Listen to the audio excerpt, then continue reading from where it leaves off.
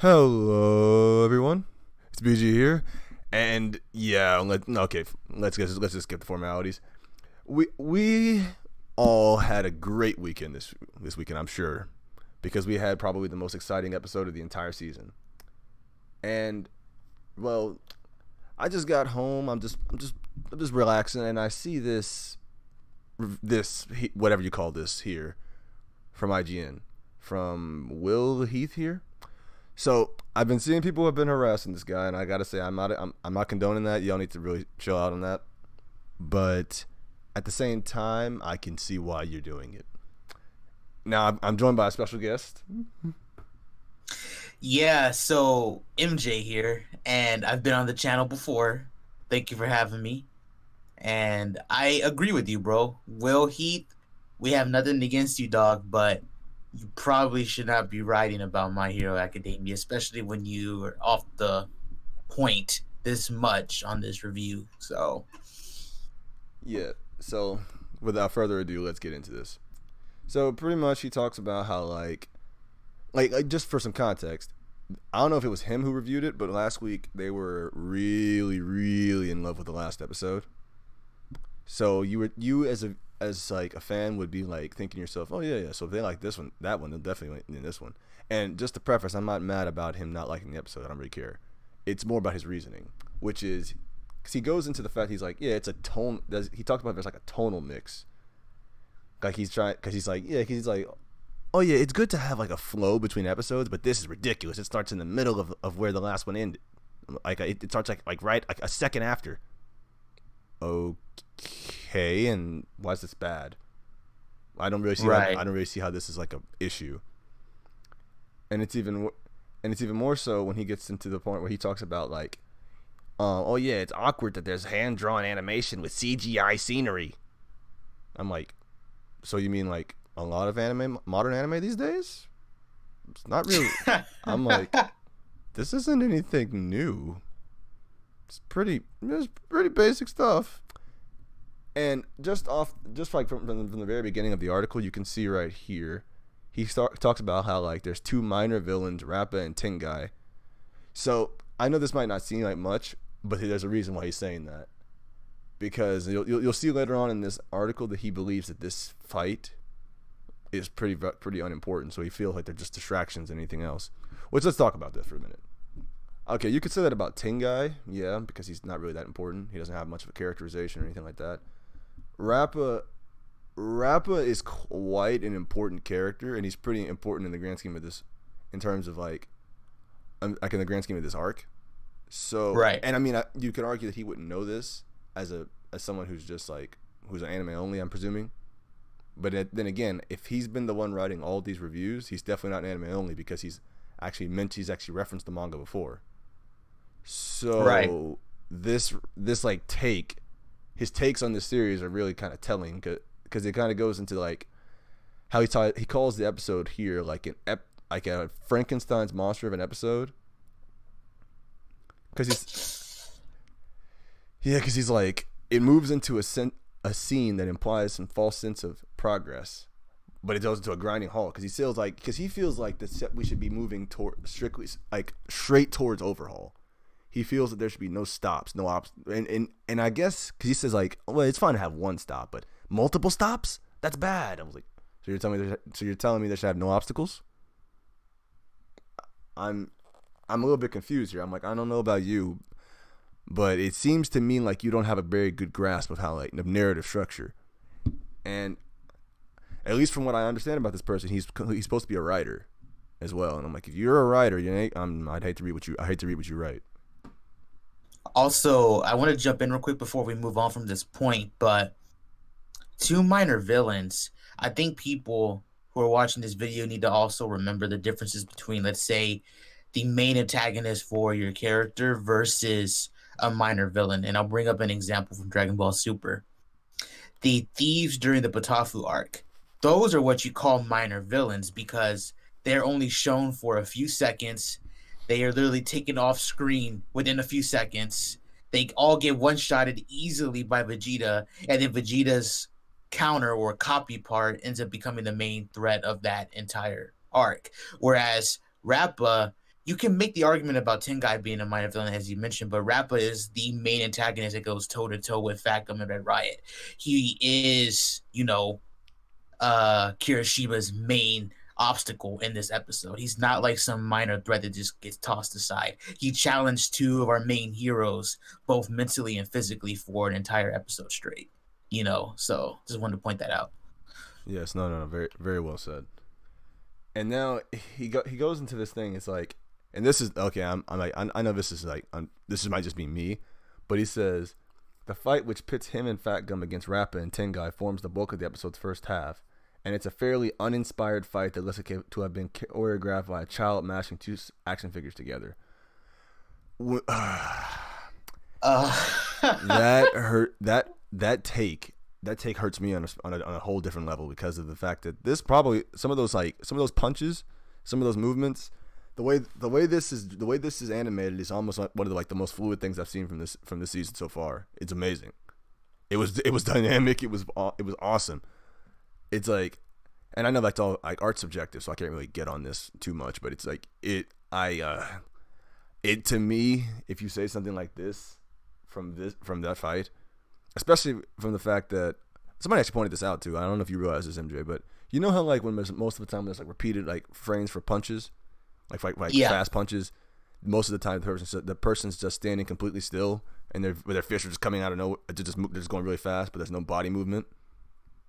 Yeah. I don't know if you realize this, but in Rappa's fight, Rappa is moving his shoulders, his hips, his body, everything. He's getting into his punches, like he's actually moving.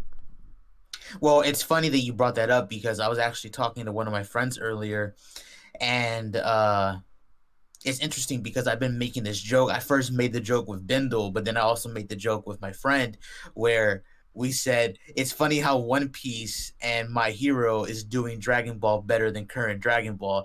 And it was a joke on the animation where in One Piece currently in the anime we have a dragon shooting mouth blast, just looking way more epic than Shinron ever could dream to be, right? And then you have My Hero, you have these repeated frames and these fast punches, which Dragon Ball is known for, but very few fights actually looked as good as this, at least in terms of animation and art style, So just wanted to point that out. I thought that was kind of funny. So yeah, it's actually insane. So yeah, I don't really get that take, bro. I really don't get the take when it comes to that. This is probably one of the best looking episodes that we've seen recently, at least in terms of, as I said earlier, in art and animation. I mean, there were some slow moments, but what episode doesn't have that? You know what I'm saying? There's very few anime episodes out there that has 10/10 animation from start to finish, for your bang for your buck. It very rarely, so. Very true. Very true. So now we get on to the real problem here. I know where you're going with this, bro. He talks about how like the real, like he tries to be like the real purpose of this episode was like a literal and a metaphorical way, the cracking of Red Riot's self-confidence. And he said it's in this barreling into the past via flashback, which was the second half of the episode. So he pretty much tries to say that the flashback is on its own is actually very good. But the issue is it's in the middle of the fight. So it kind of like halts the, as I mentioned earlier, it halts the race towards overhaul. And I'm like, and as I pointed out before, I don't think this dude understands that if you have a situation where, hey, we have a goal we have to reach, and they run and just go straight to the goal with no real obstacles, that's not a well told story. There's no tension there. Because then at that point you're going to have overhaul fighting. What was it at the start? Like 8 heroes. 8 heroes, yeah. At once. I mean, overhaul's strong and all, but I don't know about all that. As you mentioned earlier, we don't know if this guy is necessarily a manga reader or an anime only, because there's other articles where they reference the manga, but we don't know if he's the one that's writing every single My Hero article. So I don't know if this guy reads the manga, but if his take was something along the lines of, I think the placement of the flashback was a bit wrong. I really enjoyed how Horikoshi did it, because if you go back to the manga version of this arc, the flashback with Kirishima actually happens after Fat Gum hits Rappa with that punch. So Kirishima jumps in, shows off his fighting spirit and just how much of a badass he is, and then the flashback kicks in. So maybe if he was trying to make some sort of statement along the lines of Horikoshi's way of telling Kirishima's story was better done, maybe I can see your point, but I have no idea where he's going with this. I really have no idea, bro. But that's actually what I was actually gonna get into, because the biggest problem is, yeah, it's the thing about it is the placement's actually different in the manga. Because the manga, right? Yeah, because the manga, as you said, it was like, but the timing was a little bit different. It's like, because in the anime, it's meant to like pretty much be a reason that like pushes him to actually move, and it actually makes sense contextually. But with the manga, it's after he blocks the punches that the flashback kicks in. So it's after he's already after he gets the job done. Yeah, after he jumps in to help. Yeah. So it's like it's not bad. It's still like decent placement, but the placement is much more impactful in the anime because of what it symbolizes, what it's meant to do, like what its purpose for being there is. And I agree with that. I just feel like if his argument was more so that he felt Horikoshi's placement of the flashback was better, then maybe I could understand his argument, but that wasn't even really it. So oh no, I feel you. I'm just saying, like, in terms of what he's saying, it's like nah, you're looking at this way. He's looking at this way too one-dimensionally. Like, he's looking at it as like, because he's trying to look at it as, in a way to say like, oh man, all this flashback does is it's a waste of time. It's taking away from Overhaul. I'm like trash. So then this is the thing. This is what they put in the article, like the tweet. It said there are two ways to look at this episode, which consist of one static brawl and one extended flashback. You can either appreciate it for being a well-told story that deepens our relationship with an increasingly beloved character, or you can see it as needless filler, which you'd rather see the main season's main story get moving. What we're left with is an episode that does what it sets out to do well enough, though with some glaring issues of tone and pacing, but ultimately does nothing to advance a plot that we are so desperate to see move forward. So, I'll let you go first on this one. I got something to say about this, but I'll let you go first. So, if your mindset of this arc is essentially that, oh, we want to see Overhaul we want to see them fight Overhaul, and that's it. One, it makes you come off as an unintelligent meathead, because it makes it seem like, and that's kind of, and I'm no offense to IGN, but that's exactly what IGN's reviews in the series seem like. It seems like their main draw to this series is the action, which is not very wise, because the series' main focus is their characters. The characters are what drives My Hero. If you came here strictly to see the fights of My Hero, then you're kind of in the wrong spot, because it does both well enough, but its main focus is its characters, and that's what it does exceptionally. So if you're getting upset about them developing their characters, focusing on others besides just Deku and all them, I'm like, or Overhaul, like, if you're just looking for the end goal, then I don't know how you appreciate any work of fiction, because this is the main draw to fiction is the journey, not the destination. So it's just, and it also kind of makes it seem like you don't actually really understand the stories, period. Because like I skipped this part actually, where he talks about, like, he says that that this feels like needless padding, teasing, and stalling. I'm like, well, it's even kind of weirder, because like because if you actually pay attention, the raid's only been going on. This is the third episode of the raid. The first episode was like them like establishing, like getting to the raid, and then actually finally moving in. Right. And so that's not even real. I don't even know I don't even know if I should count that. So then the second episode, which is the real first episode of the raid, is a fight. The second one is another fight. And we're only 2 episodes into the raid, but you're complaining about padding. And it's a raid in the first place. Do you believe that that in a raid of a gang that you only fight the head guy and then that's it? I'm like, I don't think you understand how fiction or the world itself works. I want to add more to what you were saying. So you brought up the fact that My Hero is about the characters.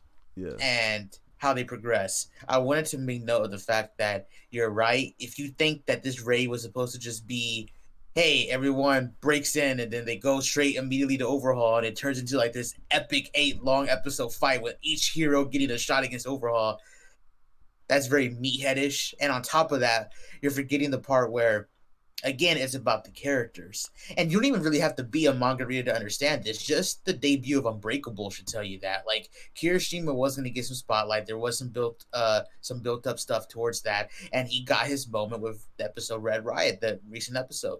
He got his moment with that, and again, I don't really see this filler. I don't really see this guy's thing here, because it's like we've seen other characters get the spotlight in the series. You know, from the Class 1A, we've seen Bakugo get his moment. We've seen Deku get his moment many times. Todoroki's gotten his moment. Even Ida got his moment. We've seen these other characters, so it just makes total sense for me for Kirishima's moment to be, Unbreakable, and then we get his backstory, and then we get the episode where he fights Rappa. I mean, it just makes sense to me. It helps extend the story. It helps add more layers to our favorite heroes from the class, and I don't know, bro. It just comes off like this guy has never watched My Hero, bro. If he has an issue with this episode, it really does come off like that. Like, you don't understand the story, you know. So, Oh yeah, no, absolutely. So with that being said, they move on to the verdict. He says it's valid to feel frustrated by this point when we are desperate to see more of Overhaul in action, to know the fate of Eri, and perhaps even to catch up with Deku. The moment in this moment in My Hero is reminiscent of I forgot about this. This is probably the most egregious part of the article to me, but I'll let you decide on that. They say it's reminiscent of the infamous multi-episode Dragon Ball fight between Goku and Frieza, in which Frieza warns that Namek has a single minute left before it explodes, and yet their fight goes on and on and on. This isn't quite as frustrating as that, however, since we are still being given meaningful, self-contained stories about our protagonists. But does that outweigh the gratuitous stalling? Not really, no. The final 2 minutes are admittedly pretty fantastic, though. And then he goes on to give the episode a 6. So, if you're going to compare this to anything, I believe the dumbest thing you could do is compare it to the 5 minutes on Namek. Because, as you said, it's a multi-episode. That's a multi-episode, like 16-parter with what is it? A 16-parter that has a multitude of filler episodes that really either don't add to the main plot that much, or if it's just them just fighting and it doesn't really do anything. It doesn't really go anywhere. This is an obstacle in a raid on a warehouse of a well-known, not a well-known, but a well-known villain group. right. That's another thing about it. It's like if this, I'd say it like this: if this is the first episode you've seen of this season, and you don't understand like what's going on, I guess I could see how this would be the case. If you got like a rundown from your friend or something like that, and it just talked about Overhaul, and that's all they cared about, that's all they informed you of. Yeah, I could see it.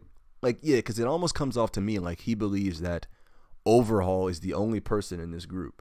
We haven't even introduced anybody in the group yet, but we know the group exists, and because we've seen them, we've seen some of them already. Like in the meeting between Overhaul and the League of Villains, we already met some of the 8 bullets. Right. In fact, it was left. This episode also did good in the regards that it actually left us like at least those who haven't read the manga, with mystery of, oh my, these are 2 new members. We don't know what they can do. We don't know how powerful they are. We know nothing about them. So it actually leaves you like, what is it, on the edge of your seat, wondering, oh, what about these guys? What's the deal with these guys? It does pretty much everything you'd want in a well-structured anime episode, in terms of the story, the characters, the action, the OST especially, and especially the animation. All those things are done masterfully here. Now, I'm not trying to come off like a salty fan, because I mean, well, let's be honest, I am. But